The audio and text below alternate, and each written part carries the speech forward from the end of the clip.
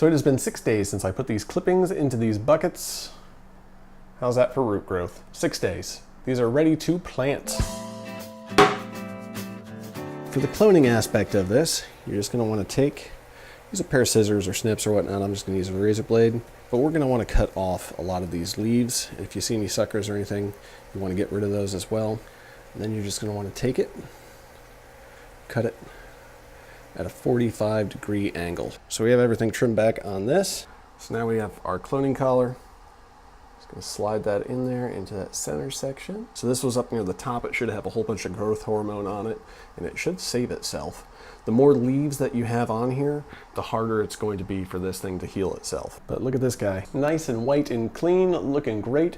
So both of these tomato clones are ready to go into something else. I actually might leave them in here for a little bit longer just to get more of a massive root growth on it and really make these things explode quickly, so that way they're ready to produce tomatoes a lot sooner than that.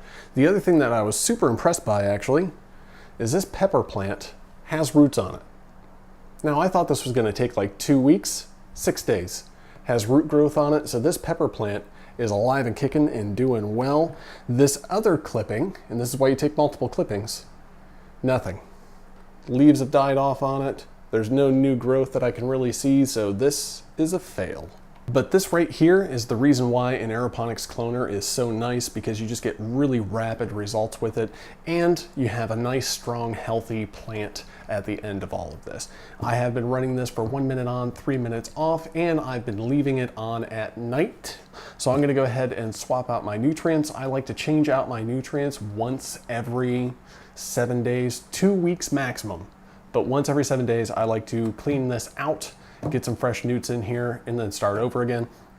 I did add in a little bit of compost tea, but I'm actually going to be switching over to a tiny little bit of general hydroponics. So from here on out, I'm going to leave these in here a little bit longer because I really want them to puff up a little bit more and have a way more aggressive root structure underneath it before I plant them. So I'm going to swap out my newts, and then I'm going to use just a little dash of the general hydroponics 3-part system.